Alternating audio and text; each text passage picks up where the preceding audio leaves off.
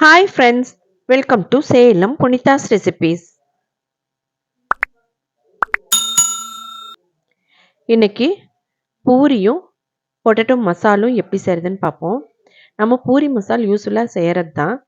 எப்படி செஞ்சால் பூரி புசு புசுன்னு அப்படியே இருக்கும், ஆறுனா கூடயும். மசால் எந்த மாதிரி செஞ்சால் ஹோட்டல் மாதிரியே இருக்கும் அப்படிங்கிறத இந்த வீடியோவில் பார்ப்போம். நான் இப்போது 1/2 கிலோ அளவுக்கு கோதுமை மாவு எடுத்துகிட்ருக்கேன். இது ஹோல் வீட் ஃப்ளார். இது கூட 1 டீஸ்பூன் அளவுக்கு உப்பு சேர்த்துட்ருக்கேன். நல்லா இந்த மாதிரி மிக்ஸ் பண்ணிவிட்டு நம்ம வாயில் வச்சு பார்த்தாவே நம்ம டேஸ்ட்டுக்கு தகுந்த மாதிரி இருந்தால் ஓகே, இல்லைன்னா கொஞ்சம் ஆட் பண்ணிக்கலாம். உப்பு பத்தாமல் நம்ம செய்ய வேண்டாம். இப்போ 1 டீஸ்பூன் மட்டும் நெய் சேர்த்துட்டு நல்லா பெசரி விட்டுக்கலாம். அதுக்கு மேலே சேர்த்த வேண்டாம். சேர்த்துனா நமக்கு பூரி உப்பி வர்றப்ப வெடிச்சிரும். அப்புறம் அந்த பூரிக்குள்ளார எண்ணெய் இறங்கிரும். இப்போது நம்ம நல்லா பெசரி விட்டுட்டு கொஞ்சம் கொஞ்சமாக நம்ம தண்ணி சேர்த்து பிசையணும்.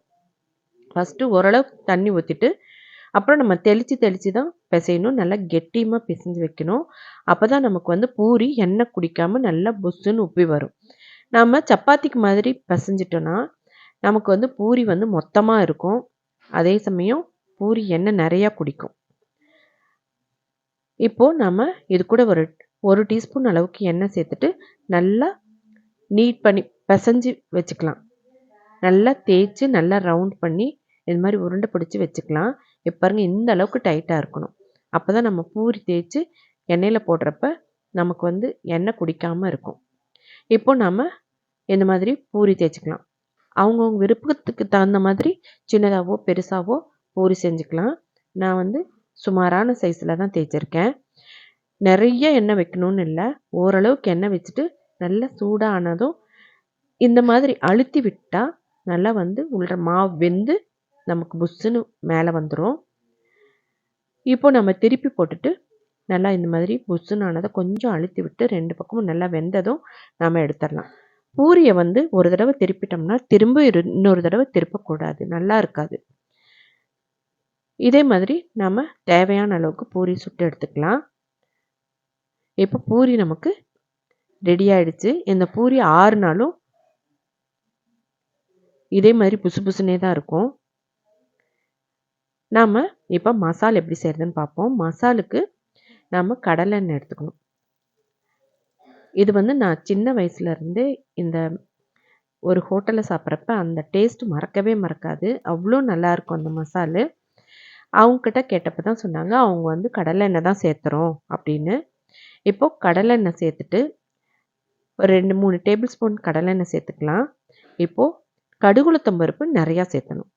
அது 1 டீஸ்பூன் போட்டுட்டு ஒரு 4 பச்சை மிளகாவை 2 வெட்டிட்டு கறிவேப்பிலை சேர்த்துட்டு இப்போ நான் இது ஒரு 400 கிராம் அளவுக்கான வெங்காயம் இந்த மாதிரி கொஞ்சம் பெருசு பெருசாக மெல்லிசாக செய்ய வேண்டாம், கொஞ்சம் பெருசு பெருசாக கட் பண்ணிக்கலாம். கட் பண்ணிவிட்டு அது கூட 1 டேபிள் ஸ்பூன் அளவுக்கு உப்பு சேர்த்துக்கலாம்.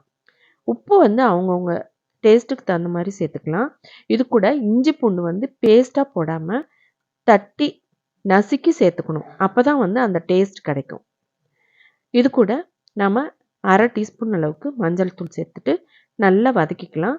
வதக்கிட்டு அப்புறமேட்டுமா நம்ம தக்காளியை ஒரு சின்ன தக்காளி 1 இருந்தால் போதும், கட் பண்ணி பொடியாக கட் பண்ணி சேர்த்து வதக்கிக்கலாம்.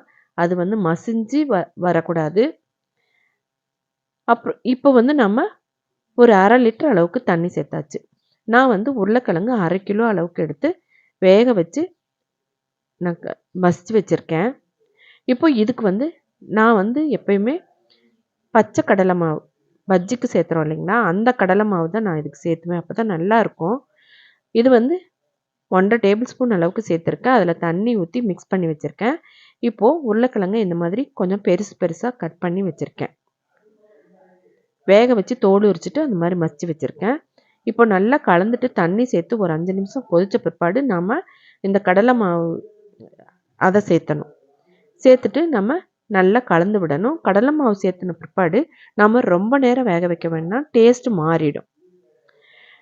நம்ம ஒரு 5 நிமிஷம் நல்லா கலந்து விட்டுட்டே இருந்தால் மசால் கெட்டியாயிரும். இப்போ நம்ம கொத்தமல்லி தழை சேர்த்துட்டு இறக்கிக்கலாம். உப்பு காரம்லாம் போதும் அப்படின்னா நம்ம இறக்கிக்கலாம். இப்போ நம்ம ஒரு சர்விங் பவுலுக்கு மாற்றிக்கலாம். பாருங்கள், ரொம்ப கலர்ஃபுல்லாக சூப்பராக மசால் ரெடி ஆகிடுச்சு. இப்போ நம்ம இதை சர்வ் பண்ணலாம். பாருங்கள், பூரி நல்லா உப்பி அப்படியே இருக்குது. இப்போ இது கூட மசால் சேர்த்து எப்படி இருக்குன்னு இப்போ சாப்பிட்டு பார்ப்போம். எவ்வளோ சாஃப்டாக பாருங்கள், பிக்கிறதுக்கு எவ்வளோ சாஃப்டாக வருது. மெல்லிசா சாஃப்டாக இருக்குது பூரி. சாப்பிட்டு பார்ப்போம் எப்படி இருக்குன்னு. ரொம்ப அருமையாக இருக்குங்க. ரொம்ப ரொம்ப டேஸ்ட்டாக இருக்குது. ஹோட்டலில் கிடைக்கிற அதே பூரி மசால் டேஸ்ட் அப்படியே இருக்குது. நீங்களும் வீட்டில் இதை செஞ்சு பார்த்து எப்படி இருக்குன்னு கமெண்ட் பாக்ஸில் கமெண்ட் பண்ணுங்கள். இந்த வீடியோ உங்களுக்கு பிடிச்சிருந்தா என்னோட சேனலை சப்ஸ்கிரைப் பண்ணாதுங்க, சப்ஸ்கிரைப் பண்ணுங்கள், லைக் பண்ணுங்கள், ஷேர் பண்ணுங்கள். உங்களுக்கு என்னோடய வீடியோஸ் எல்லாம் பிடிக்கும்னு நான் நம்புகிறேன். அதே சமயம் யூஸ்ஃபுல்லாகவும் இருக்கும்னு நினைக்கிறேன். Thank you for watching.